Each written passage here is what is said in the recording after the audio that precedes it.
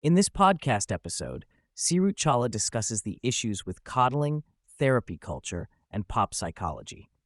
Chawla discusses the concept of coddling as safety culture for children, which can lead to an extended childhood and hinder their ability to develop resilience.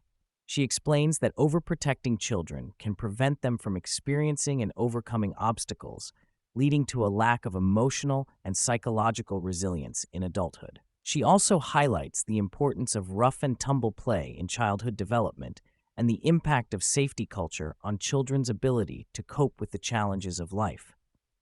Chawla explains that safety culture for adults treats them like infants, incapable of coping with different opinions or uncomfortable situations. She criticizes the trend of creating safe spaces and trigger warnings, stating that they do not effectively address the underlying issues and can lead to anticipatory anxiety. She emphasizes the need for adults to develop resilience and the ability to manage their emotions in the face of difficult situations. Chawla discusses the difference between being victimized and identifying as a victim, emphasizing that those who have been through traumatic experiences often do not want to identify as victims. She criticizes the trend of victimhood culture, where individuals seek social currency and special treatment by identifying as victims.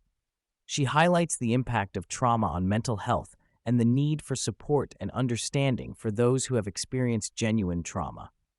Chawla explains the difference between pain and trauma, stating that pain is a normal part of life, while trauma involves experiencing something that overwhelms one's ability to cope.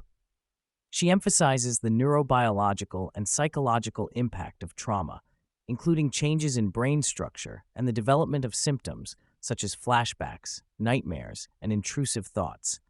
She also discusses the protective factors that can mitigate the impacts of traumatic experiences, such as meaningful relationships and support.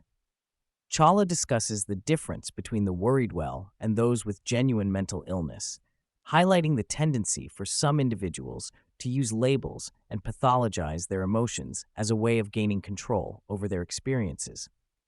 She emphasizes the need for a nuanced understanding of mental health and the impact of social media and pop psychology on the public's perception of mental health issues.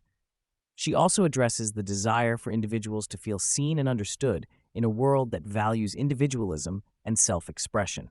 Chawla criticizes therapy culture, describing it as an overarching trend that has enveloped society and changed the way people communicate and address their emotions.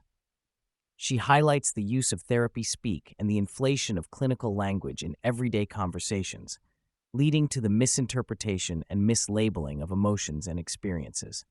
She also discusses the impact of pop psychology on mental health, emphasizing the need for a more nuanced and accurate understanding of mental health issues. Chawla reflects on the challenges of modern life, emphasizing the impact of social media, sedentary lifestyles, and the constant exposure to distressing news from around the world. She believes that the ease and comfort of modern life have led to unrealistic expectations and a lack of resilience in dealing with difficulties.